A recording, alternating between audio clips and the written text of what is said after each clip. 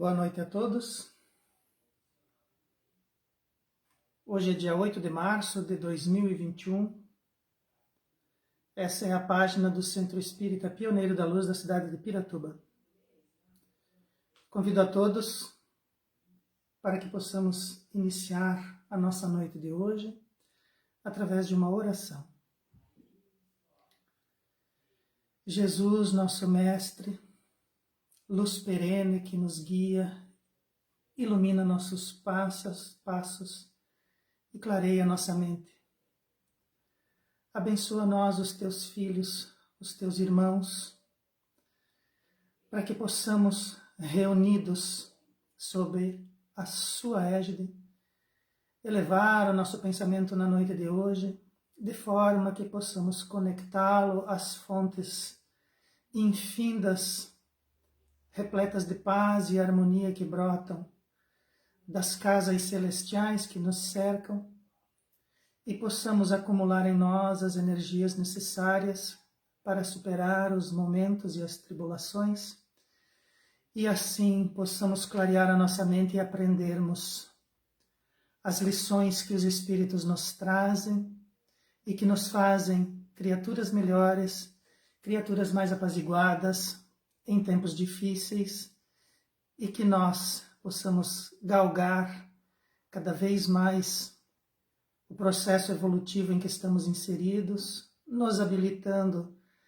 cada vez mais também a recepcionar lições melhores, mais amplas, que vêm em nosso franco benefício e harmonia. Que os espíritos da casa nos auxiliem e nos inspirem. Que assim seja. Para a noite de hoje, escolhemos o título O Tesouro e o Coração. Encontramos essa inspiração no livro No Rumo do Mundo de Regeneração, do Espírito Manuel Filomeno de Miranda por Divaldo Franco, no capítulo 13, página 196.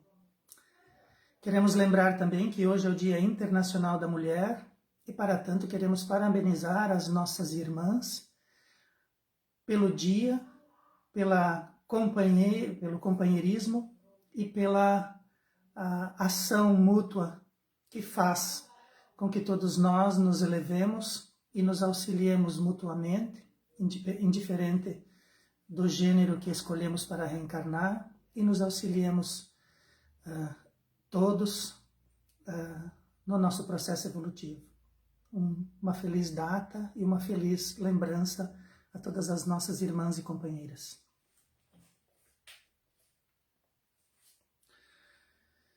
Eurípides Barçanufo, falando ao grupo de espíritos que trabalhou durante a pandemia no Brasil, despertou em diálogo o infeliz grupo de entidades magnetizadas a um líder lupino, educando-as e também a nós, a respeito da realidade que criamos pelo pensamento.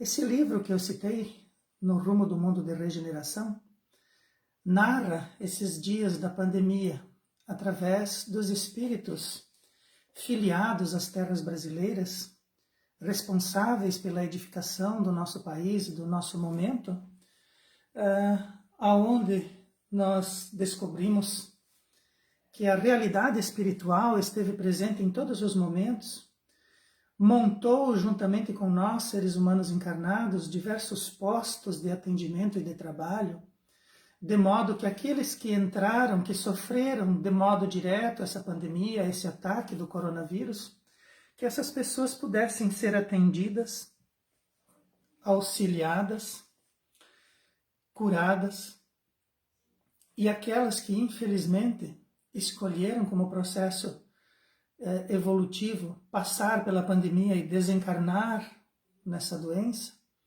aquelas entidades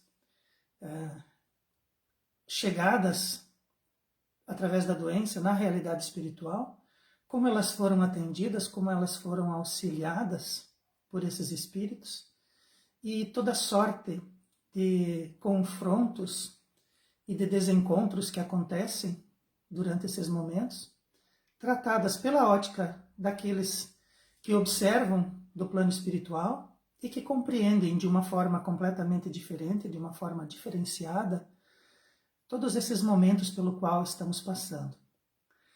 Num dado momento, lá no capítulo 13, eles socorrem espíritos que estavam perturbados, magnetizados a um líder, e depois de socorridas, é levado até elas um esclarecimento, e esse esclarecimento, pela abrangência e pela profundidade abordada pelo espírito Eurípides Barçanufo, eu achei importante que nós também meditássemos a respeito dele e que pensássemos a respeito disso, nos colocando de forma que possamos compreender a realidade do espírito e que também possamos nos educar a respeito dos nossos pensamentos.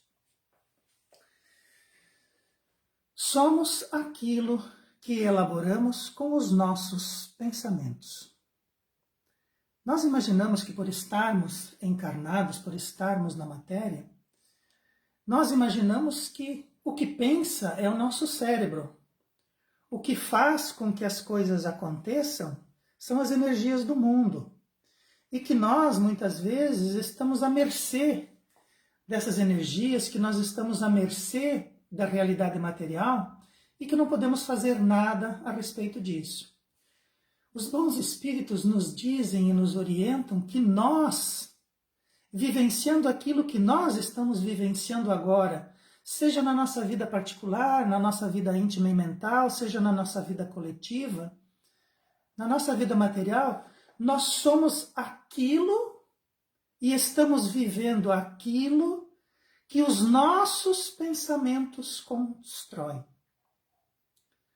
Essa ideia ela pode parecer um tanto audaz, um pouco grandiosa para que possamos abarcá-la num primeiro momento, mas eu gostaria que nós não perdêssemos essa meada, não perdêssemos esse fio. Nós somos aquilo que elaboramos com os nossos pensamentos.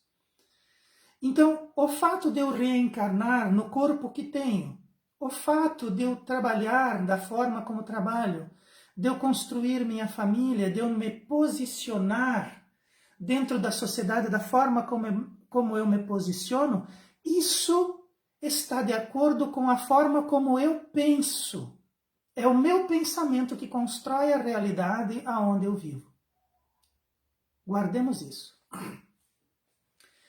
Desde que podemos manipular nossa mente e fomos abençoados com o livre-arbítrio, somos responsáveis pela nossa existência e a coletividade é a soma das nossas conquistas. Então, desde que podemos manipular a nossa mente, desde que nós podemos utilizar, desde que nós adquirimos uma consciência de nós mesmos e que nós podemos travar diálogos íntimos conosco e podemos traçar planos e podemos utilizar o nosso livre-arbítrio como forma de decisão, nós somos responsáveis pela nossa existência. Olha que importante. Desde que a nossa mente cria consciência e nós aprendemos que podemos utilizar a nossa mente através do nosso livre-arbítrio, nós somos responsáveis pela nossa existência. E a nossa coletividade é a soma das nossas conquistas. Então, se nós vivemos na cidade em que vivemos, se nós temos energia elétrica que alimenta as nossas casas, se nós temos uma sociedade que cria para nós meios para a nossa subsistência, se nós temos um local onde os nossos filhos estudam, se nós temos estradas que nos conectam com o perto e com o longe, isso é a soma das nossas conquistas, dos nossos desejos, dos nossos pensamentos, do nosso livre-arbítrio particular e coletivo, e da forma responsável como vivemos a nossa existência. Então a nossa mente, a nossa capacidade de pensar, ela é muito mais importante do que a gente está acostumado. A gente imagina que o pensamento é uma coisa qualquer que está dentro do cérebro e que nós, vivenciando a nossa vida material, ele vai acontecendo e nós vamos tropeçando aqui e ali e vamos caminhando, ora para o lado, ora para frente, ora para trás. Quando na verdade não. Os espíritos dizem que somos responsáveis pela nossa existência. Por existência, eu devo compreender a minha atual encarnação. Por existência, os nossos irmãos desencarnados devem compreender o seu estado de erraticidade. Sobre a existência, eu devo entender as minhas vidas anteriores. Existência. Nós somos responsáveis pela nossa existência, pelo sentimento de existir, pelas ações do existir, pelo momento de existir, pelo futuro que estamos construindo, pela nossa existência. Nós somos responsáveis. Não há como fugir disso. Não há como nos eximirmos disso. A responsabilidade pela nossa existência é nossa. Mas se nós não estamos vivendo coisas boas, se nós estamos vivendo dificuldades, claro, é um mundo de provas e expiações. Mas os espíritos dizem que nós somos responsáveis pela nossa existência. É um mundo de provas e expiações, mas a forma como estamos existindo é responsabilidade nossa. E a coletividade é uma responsabilidade nossa. E a coletividade boa é a soma das nossas conquistas boas. E a nossa coletividade sofrida é a soma das nossas conquistas sofridas. Responsabilidade nossa. O cérebro é o motor e os pensamentos são a eletricidade que faz com que ele se movimente e crie coisas. Então, olha só a definição que os espíritos dão para nós. O cérebro é como se fosse um motor. Todos nós já vimos um motor elétrico em algum momento. O cérebro físico é como se fosse esse motor. E esse motor, para ele produzir trabalho, ele precisa da eletricidade. No nosso caso, o nosso cérebro é o motor. E os nossos pensamentos são a eletricidade que faz com que esse motor se movimente e crie coisas. Então o nosso cérebro cria o movimento. A nossa vontade cria coisas. Que coisas? Que coisas nós criamos pela eletricidade dos nossos pensamentos? A casa onde você está agora, sentado no sofá que você comprou, assistindo essa live com o celular que é seu, é uma criação do seu pensamento. Ah, mas eu não pensei em comprar um celular. Pensou sim. Ah, mas esse sofá aqui, eu não pensei para comprar esse sofá. Pensou sim. Ou você ou alguém pensou. Alguém, inclusive, pensou em construir, com a esperança de que um dia alguém comprasse. O celular é a mesma coisa, a casa é a mesma coisa. Ah, mas o trabalho que eu tenho, esse trabalho é um caso fortuito. Não é não? E nós vamos ver na sequência que existe muito mais, não é só o pensamento, existem coisas que nós vamos expressar, mesmo de forma inconsciente. Por que eu fui buscar, diante de tantas possibilidades, por que eu fui buscar no meu trabalho, e daí aí entra a eletricidade, no meu caso também, né? Não só nos pensamentos, como também na atividade diária, por que eu fui buscar o ambiente onde eu estou, onde eu me expresso como funcionário público, trabalhando na companhia de energia elétrica? Será que foi só a minha vontade? Será que foi só um caso fortuito? Ou será que dentro do meu processo evolutivo eu tinha que devolver para a sociedade todo o estrago que eu causei lá na Segunda Guerra Mundial com o meu aviãozinho, com as minhas metralhadoras e com os meus canhõezinhos? Todo o mal que eu fiz, além da guerra em que eu participei, todo o mal que eu fiz de forma voluntária contra o patrimônio, que era o patrimônio da eletricidade, que era um ganho coletivo, né? Por que eu tinha que destruir aquilo com a minha metralhadora? Eu não deveria ter feito. Não era necessário. Dentro do esforço de guerra em que todos estávamos envolvidos, aquilo não era necessário. Mas eu, diante das minhas infantilidades e das minhas brincadeiras estúpidas, o fiz. Nada mais justo do que eu, nos dias de temporal, sair quando todos estão em casa, né? Eu que saia, devolver o conforto, devolver a estrutura. É justo. e eu faço porque gosto, aquilo não pesa para mim. Outras coisas pesam, mas o trabalho em si, aquilo que é a minha função, não me pesa. Aquilo que acumulamos em nosso íntimo, olha só, em nosso íntimo, nós estamos falando de pensamento, a eletricidade que faz o nosso cérebro agir. E os nossos pensamentos estão no nosso espírito, conscientes ou de forma inconsciente. Estão em nosso íntimo. Aquilo que acumulamos em nosso íntimo gera o campo que condensa a matéria ao redor. Então, aquela eletricidade do nosso pensamento vai gerar um campo, vai gerar uma psicosfera, vai gerar um halo de energia ao nosso derredor. Essa energia vai condensar a matéria, seja o trabalho, seja o corpo físico, seja a minha psicosfera, seja a forma como eu me expresso, seja os meus desejos, condensa a matéria ao nosso redor, criando o mundo onde nos expressamos, o nosso mundo, onde nós nos expressamos. O que é o nosso mundo?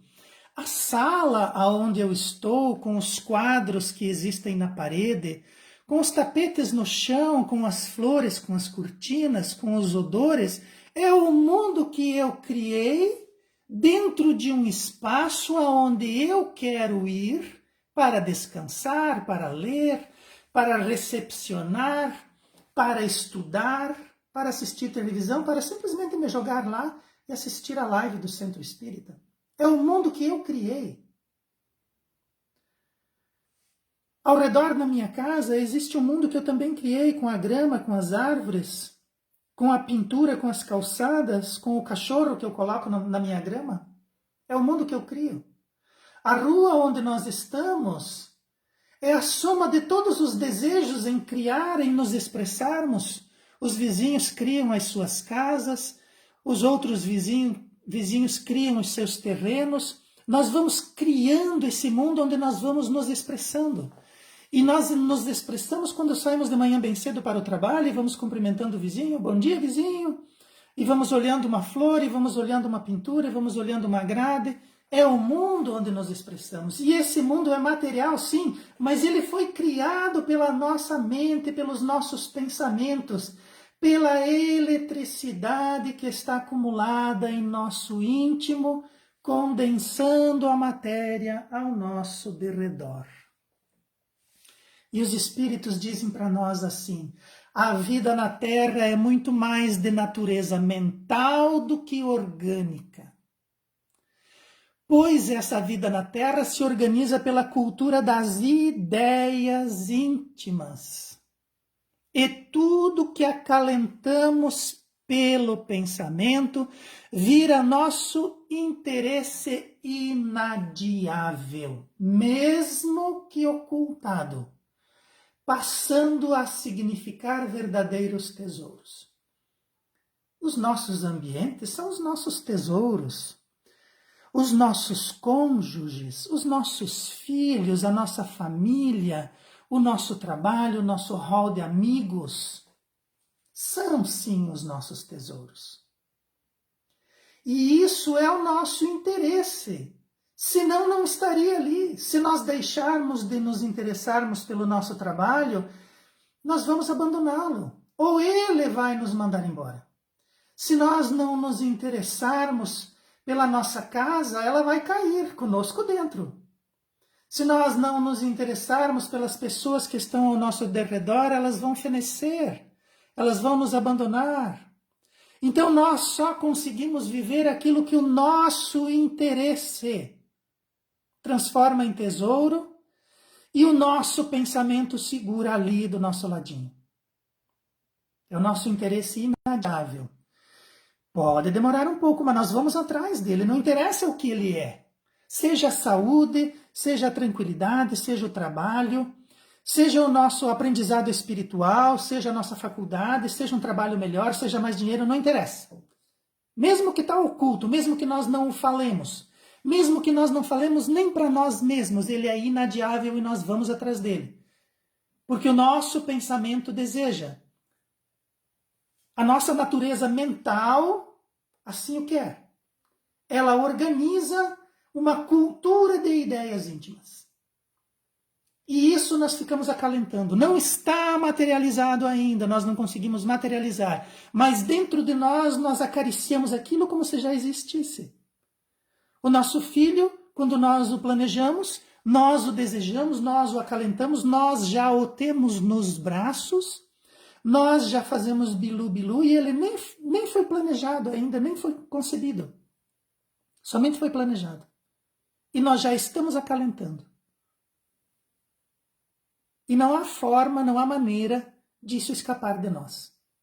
Por isso que nós temos que pensar muito bem naquilo que nós desejamos. Porque é possível que ele venha, mesmo que nós não queiramos mais.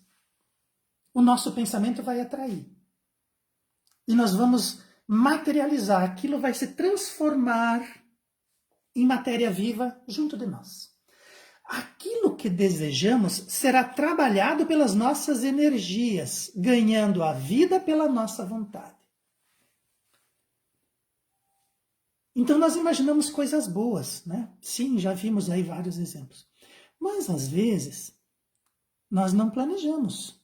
Às vezes nós planejamos coisas que não são tão boas.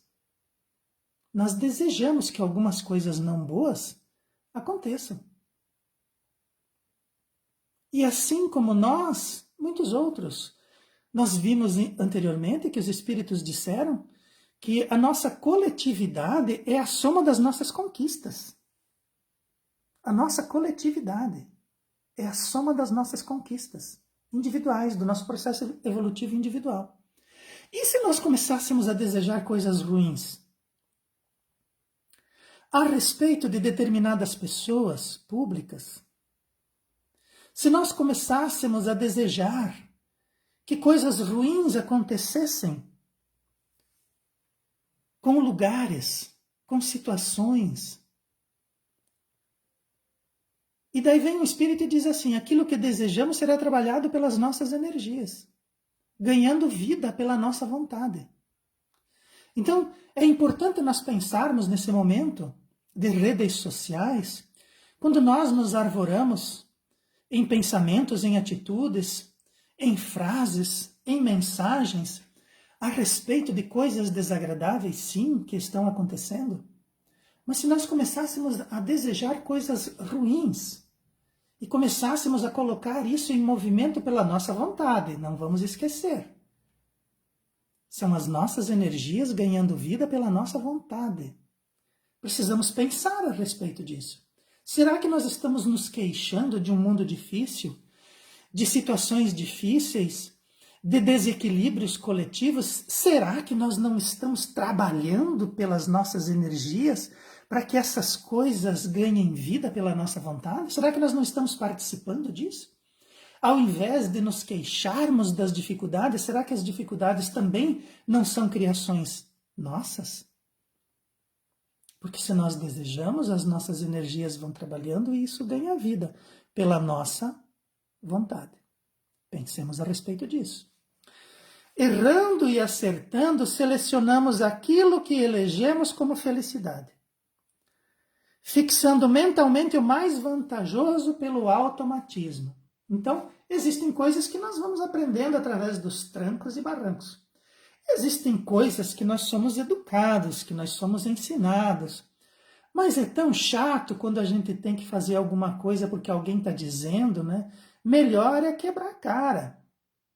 Nós vamos errando e vamos acertando. Ah, eu acertei 1 em 10, né? Errei 9 em 10. Mas, de qualquer forma, pelas nossas teimosias, nós vamos elegendo como felicidade e vamos fixando aquilo que é vantajoso, errando e acertando, através do nosso pensamento. Esse campo energético que aglutina a matéria em nosso derredor, plasma nosso perispírito e cria as formas que assumimos, nessa e noutras reencarnações. O nosso perispírito os espíritos dizem que ele é o modelo organizador biológico. Olha só, o nosso perispírito ele é extremamente plástico.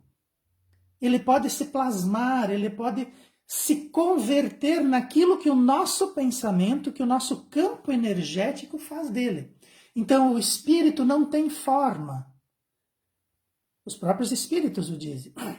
Mas quando nós estamos matriculados na Terra, nós temos um espírito, um perispírito, aos moldes do que pode ser feito, do que pode ser planejado com as coisas da Terra. O nosso corpo ele está constituído, adaptado às necessidades terrestres, com um dia de 24 horas, com uma temperatura que oscila do 0 até os 45, 50 graus, com pressões a nível do mar, a nível das montanhas, com tantas horas de insolação, com 4 estações durante o ano. O corpo humano foi moldado com as características do nosso planeta. E quando nós entramos, quando nós somos matriculados aqui na Terra, vindos de outros mundos, de outros orbes, nós assumimos o perispírito daqui. Se nós sairmos enquanto espíritos errantes, se nós sairmos da Terra e formos para um outro orbe, todas as pessoas daquele orbe vão olhar para nós e vão dizer, eles vêm da Terra. Porque assim, o nosso perispírito nos caracteriza. É como se fosse o uniforme da escola. Aquele grupo vem de tal escola, aquele grupo com aquele uniforme está vindo de tal lugar. Assim também é no plano espiritual. Qualquer um que nos veja fora da Terra vai saber que somos da Terra, porque o nosso perispírito assim o diz. E o perispírito, os espíritos da codificação dizem que o perispírito é um modelo organizador biológico. Por modelo organizador biológico, entendemos que é através do perispírito que o nosso corpo físico é moldado. Ele cria as formas que assumimos. Então, lá dentro do nosso planejamento reencarnatório, nós vamos apresentar tal característica. E vamos utilizar os genes daqueles que cederam o material genético para nós moldarmos o nosso corpo.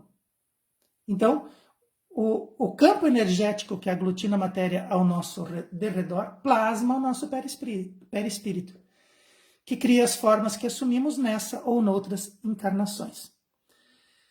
Ela expressa o desejo mesmo inconsciente, auxiliando no encontro das lições necessárias ao nosso despertar moral. Então, essa forma que nós assumimos, ela expressa aquilo que nós desejamos, aquilo que nós concebemos, aquilo que vai ser o melhor. Mesmo que isso seja inconsciente, porque nós temos coisas dentro de nós que nós nem imaginamos, mas elas estão lá. E isso vai auxiliando que a gente encontre as lições necessárias ao nosso despertar moral.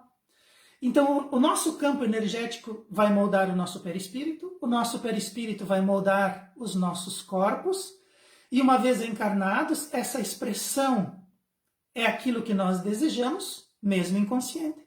E isso vai nos colocar diante das lições que necessitamos. Quem planeja é o espírito, que gera o campo, que molda a matéria.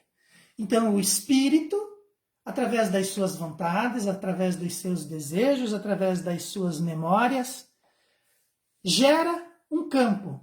Esse campo molda a matéria. Uma vez desencarnado, o espírito, quando está em erraticidade, pode se apresentar da forma que desejar, assumindo por vezes aquela da última encarnação, mantendo a identidade mais familiar ou a que mais gostava. Então, estamos encarnados, vivenciando ali a nossa vida material, chega a termo, abandonamos o nosso corpo, vamos para a erraticidade. Precisamos compreender o que é erraticidade. Apesar da palavra sugerir, não significa erro. Erraticidade significa que o espírito vai aonde quer. O espírito se coloca aonde deseja.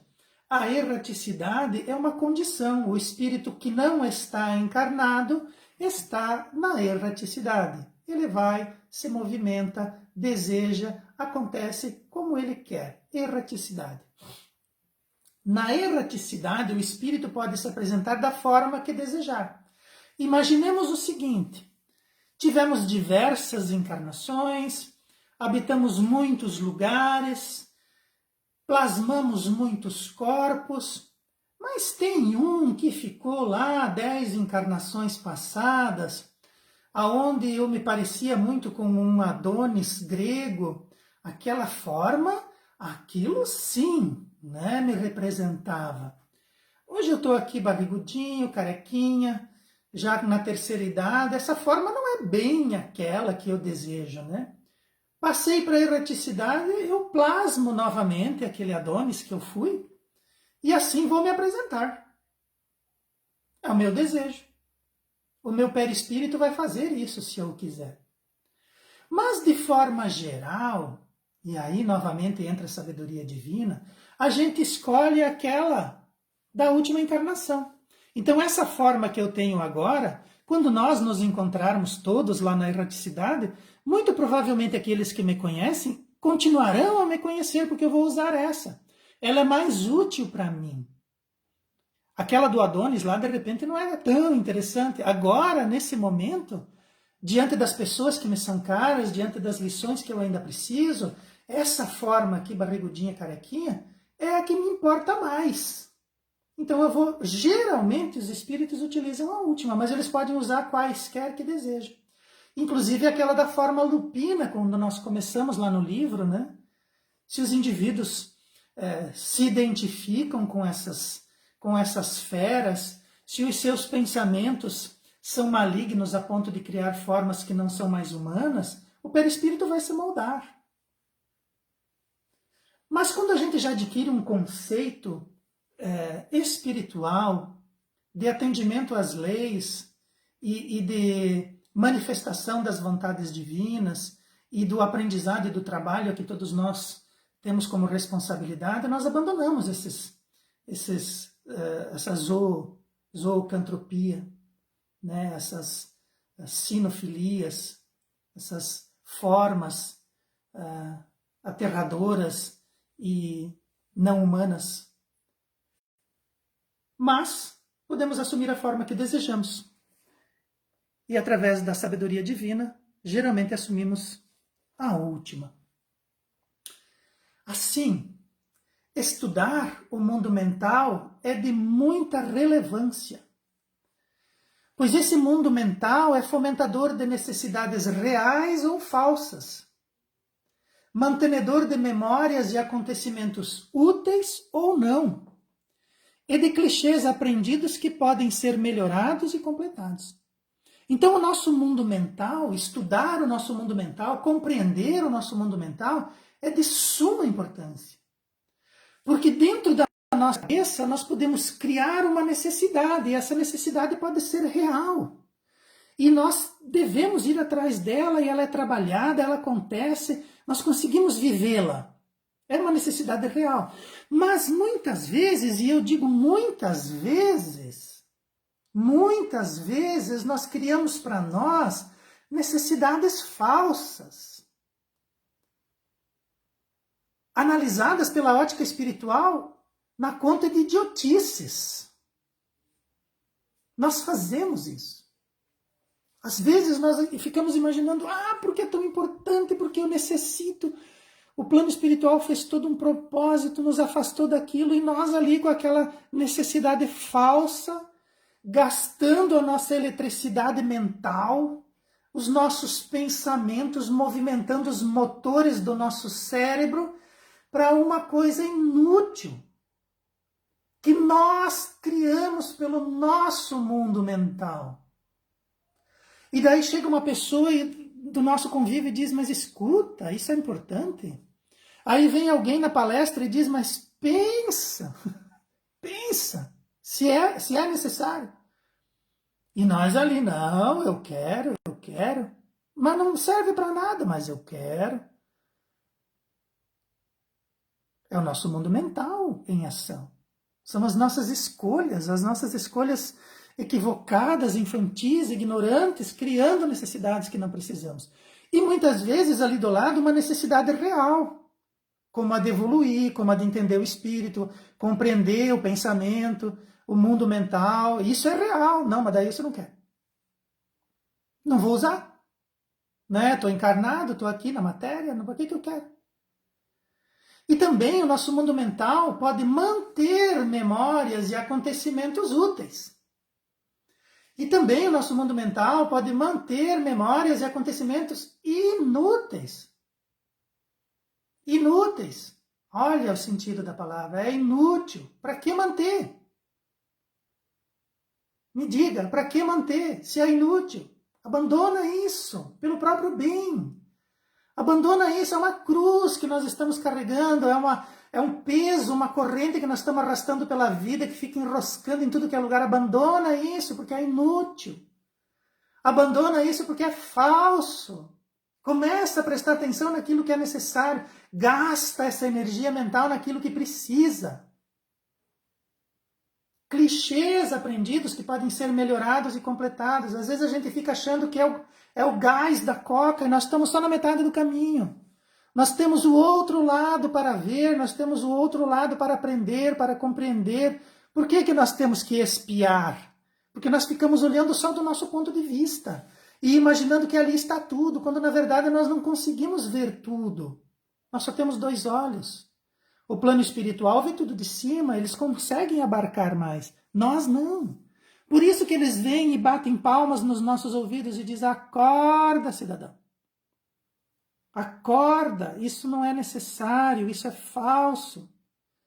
Essa memória é inútil, não carregue junto contigo, o teu clichê está incompleto, você não está vendo tudo. E isso é mental, tá? Tá no mundo, é matéria, mas é mental. Quando eu coloco isso na ordem das coisas mentais, basta um clique, basta que eu acrescente no meu processo mental mais uma etapa. Basta que eu diga: acabou, não quero mais, quero o que é real. Essa memória é ruim, ela serviu para mim despertar, para me chegar até aqui. Agora eu não vou mais arrastar, ela é inútil, chega. Vou colocar coisa nova no lugar. Tem coisa nova por aí, coisa boa acontecendo. Por isso da importância de estudarmos o nosso pensamento. Da mente para a ação encontramos apenas a oportunidade. Daí a fala de Jesus alertando para não pecar pelo pensamento. Por que Jesus falou isso? Pensamento.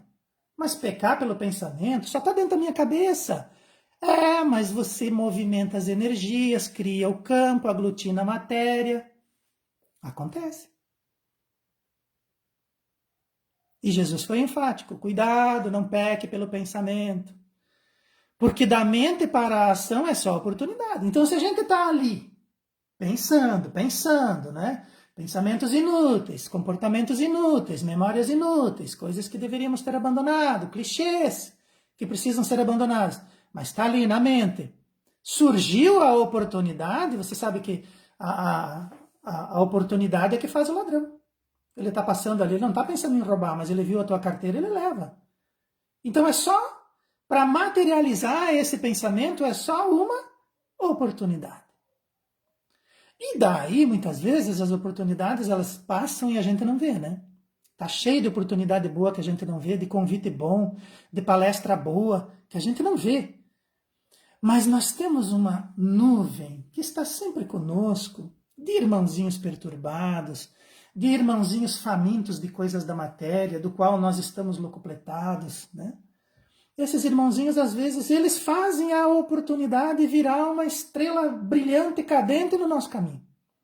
Eles nos instigam, nos oportunizam, nos impulsionam, nos inspiram à ação, que deveria ter sido pensada para não virar pecado.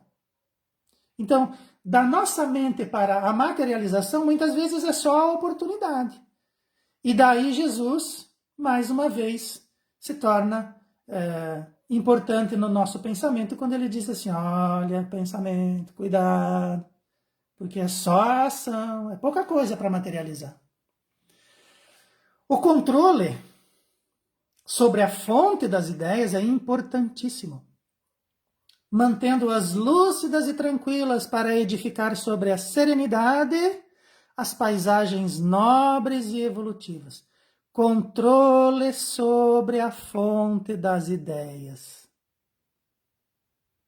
Não tenha medo, minha irmã.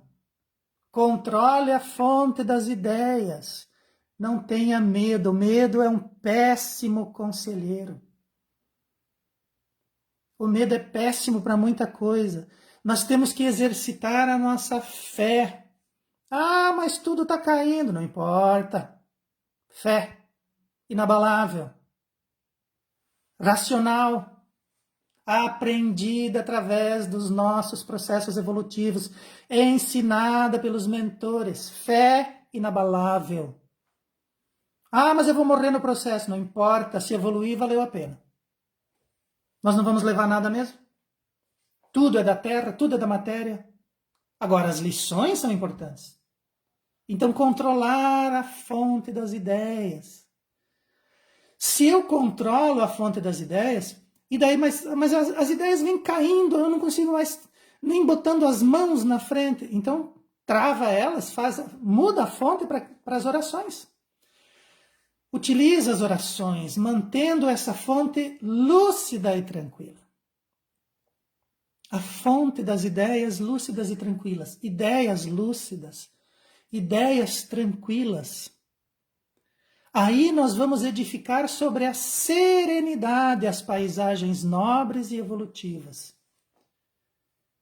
Precisamos controlar essa fonte para que possamos ter serenidade.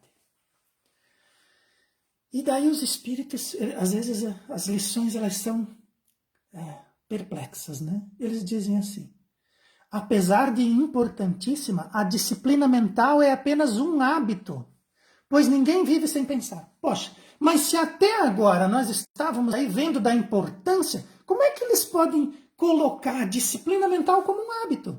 Parece que é uma coisa fácil, uma coisa simples, uma coisa comum, uma ideia, né? Um hábito. Mas é um hábito. Nós não nos habituamos a reclamar, nós não nos habituamos a desejar o inútil, nós não nos habituamos a manter ideias que já deveríamos ter abandonados e condutas. É um hábito. Levanta e reclama, deita e reclama. Reclama que está quente, reclama que está frio, reclama que tem, reclama que não tem, reclama que está bom, reclama que está ruim, reclama. É um hábito mental. Mas aonde que esse hábito mental está? Na mente, no pensamento. É um hábito. E daí eles completam assim: uma ideia frívola, medrosa, tíbia, mesmo interessante, pode ser substituída por outra mais nobre e vantajosa, em prol de saúde e paz de espírito, denotando disciplina e entendimento. Então, se nós temos essas ideias inúteis que precisamos abandonar, basta substituí-la por outra, é um hábito. Ah, mas a ideia inútil vem, não importa, põe uma nobre em cima. Põe uma vantajosa ali. Por quê? Porque disso resulta saúde e paz de espírito. E quanto mais eu fizer, mais eu pegar esse meu hábito e convertê-lo, é uma disciplina e é um entendimento. Eu sei que aquilo é ruim, então eu me disciplino e me corrijo. Eu me disciplino e corrijo. Então eu preciso me habituar a cuidar, a zelar pela fonte das ideias. E aqueles hábitos, aqueles clichês que nós estamos habituados, vamos abandoná-los, vamos substituí-los por ideias nobres e vantajosas, porque é bom para nós. E daí nós temos o trabalho. O trabalho dessa forma é recurso valioso para a mente em ambos os lados da vida. Recurso valioso em ambos os lados da vida. Então, se a gente acha que nessa vida aqui está tudo muito bom, eu não preciso trabalhar, eu não quero trabalhar, eu quero criar uma maneira de eu me aposentar logo. Tá, mas e do outro lado da vida? E é os espíritos que dizem, ó, o trabalho é um recurso valioso para a mente em ambos os lados da vida. Então lá na erraticidade é bom que se trabalhe. Lá na matéria é bom que você trabalhe. Pois ocupar-se em realizações e aprendizados ocupa a hora vazia. E o que é a hora vazia? Criadora de perturbação decorrente da ociosidade mental. Hora vazia. Quando a mente está vazia, pode ser assolada por pensamentos ruins soprados de fora. Quando a mente está vazia, aqueles clichês mentais, aquelas ideias inúteis, elas vêm, porque nós estamos acostumados a ela. As nossas fontes mentais jorram isso a toda hora. Então a hora vazia faz com que nós estanquemos, nós coloquemos um tampão, um registro nessa fonte mental de ideias inúteis. Trabalhando. A mente ocupada é sentimento aprimorado e vida exaltada. Mente ocupada no trabalho. Ah, mas eu não tenho necessidade de trabalhar, então faça caridade. Existem pessoas que precisam. Ocupe a mente. Seja lá na erraticidade, seja aqui na matéria. A mente ocupada, o sentimento é aprimorado e a vida exaltada. Cuidado com a hora vazia, com os pensamentos que vêm na hora vazia, com os pensamentos que vêm atrapalhar o nosso trabalho. Utilizamos o trabalho como um recurso valioso para a nossa saúde e o nosso aprimoramento. E daí temos que perguntar, o que leva um espírito regido por leis universais? Um espírito, olha a importância de nós compreendermos os termos, as definições. O que leva um espírito regido por leis universais a se aferroar em querelas por séculos é o seu próprio pensamento, fixando suas ideias e perdendo-o no espaço-tempo. Então, lá estamos nós. Ah, porque eu fui judiado, eu fui preterido, eu fui enganado, eu fui destruído. São coisas que nós pensamos. E daí, geralmente, o que faz a gente se aferroar por séculos a uma querela? Ódio. Vingança. Sentimento de justiça. Ah, eu preciso fazer justiça. Porque se eu não fizer, o universo com as suas... não vai fazer. Com as suas leis. E nós nos aferroamos por séculos. E o que nos prende naquela querela? O nosso pensamento. Nós nos fixamos muitas vezes, e os espíritos que falam, porque há muitos séculos ele me destruiu. Há muitos séculos. Então, a ideia está fixa em 2 ou 3 séculos atrás. Aquele espírito está perdido no espaço-tempo. Aquele outro que o destruiu de alguma forma, reencarnou diversas vezes, vivenciou diversas experiências na matéria, evoluiu no espaço-tempo, mas aquele irmão fica preso, está fixado com as suas ideias em um lugar há alguns séculos. O ser humano é incrível. Ou mesmo aqui na nossa encarnação, né? Às vezes a gente é adulto, já é pai, já está vivenciando perto da terceira idade, dele, porque quando eu era criança, lá nos meus 10 anos, poxa, mas já se passaram décadas, você já evoluiu, já cresceu, já mudou de cidade, está fixado lá na infância, naquele clichê infantil de alguma coisa que aconteceu porque você foi na escola de pé no chão e alguém riu. Porque você foi... o teu pai largou a família porque ele não conseguia dar conta. porque a tua mãe foi embora, porque ela não compreendia a tua mediunidade, então ela te botava de castigo e te fazia ir na igreja, se confessar. E nós ficamos fixados, nós ficamos pregados décadas atrás da nossa encarnação, perdidos no espaço-tempo que já se desenvolveu por conta das nossas ideias. A única coisa que nos prende lá é o nosso pensamento. É importante a gente pensar nisso. Podemos evoluir pelo amor, vamos abandonar isso.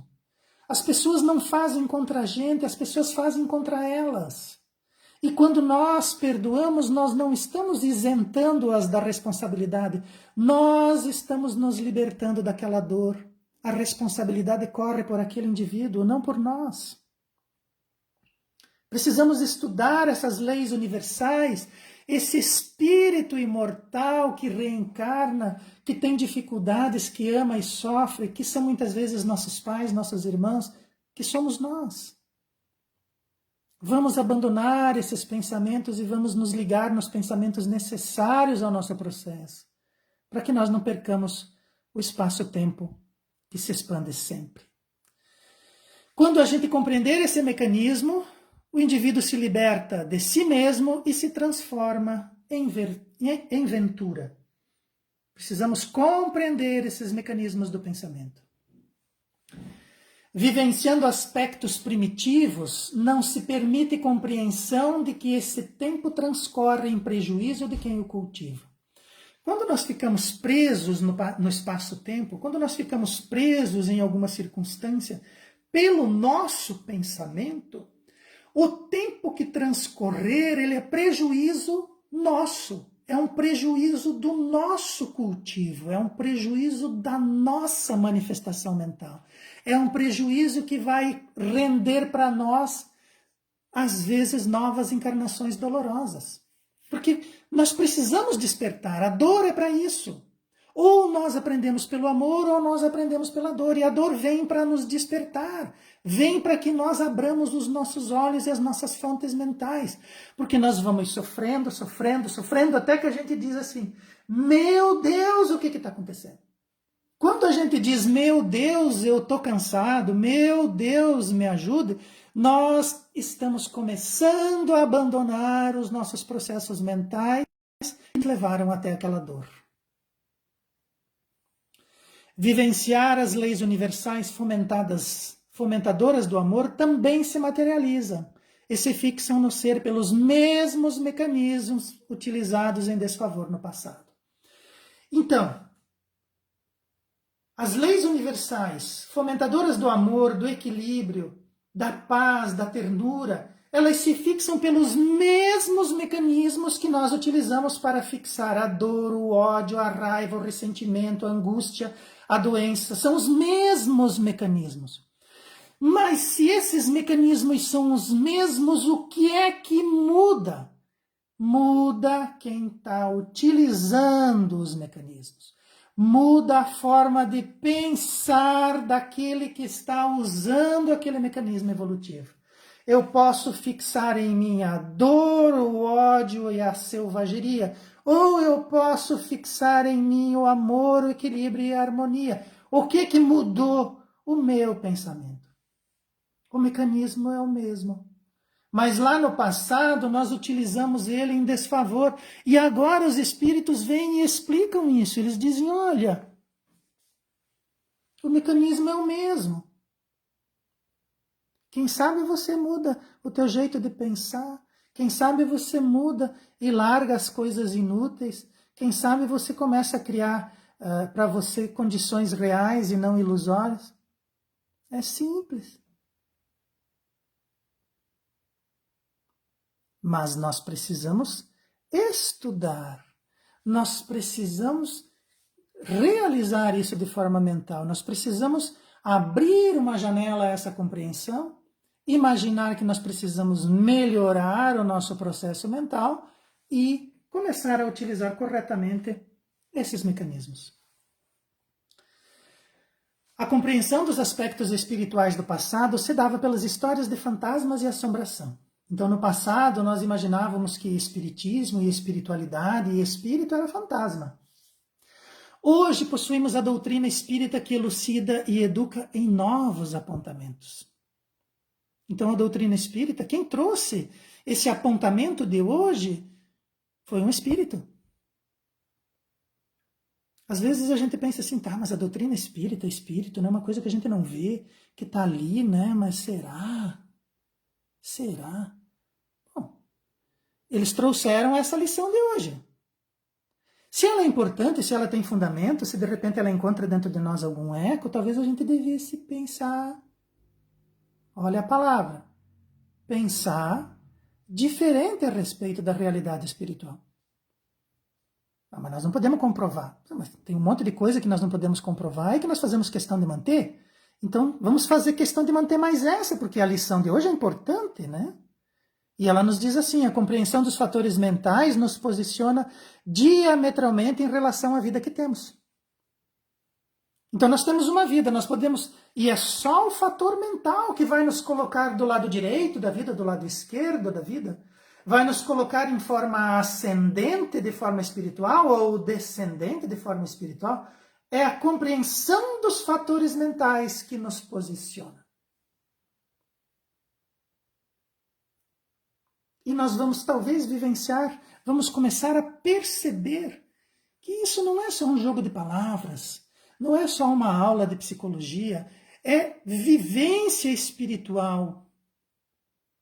É a posição em que nós nos colocamos pela simples emanação dos pensamentos, pela simples manifestação das forças mentais. Então, a vida que temos é o mundo mental que alimentamos. Era sobre isso que eu gostaria de falar hoje. Espero sinceramente que nós possamos ter lançado luzes. Eu vi que para alguns está cortando a palestra de hoje, a nossa exposição pública. Depois que nós publicamos ela lá na página, depois que nós saímos do ao vivo, às vezes ela fica melhor. Então, se houver interesse, se as pessoas desejarem, e se o assunto for relevante, procurem depois na página do Centro Espírita a palestra de hoje e assistam lá a ela na íntegra, que daí lá não vai haver cortes e nem pausas. Gostaria de convidar a todos para que possamos realizar a oração de encerramento. Deus nosso Pai, Jesus nosso Mestre, espíritos da codificação, mentores da casa espiritual, aonde trabalhamos, queremos agradecer pela noite de hoje, queremos agradecer pela inspiração, pelo campo mental que podemos acessar através desses momentos e pelas lições que foram vertidas e que nós somos capazes de compreender. Ilumine os nossos passos, abençoe a nossa alma e nos guarde em proteção, porque precisamos em nosso processo evolutivo. Que assim seja. Uma boa noite a todos, muito obrigado e que assim seja.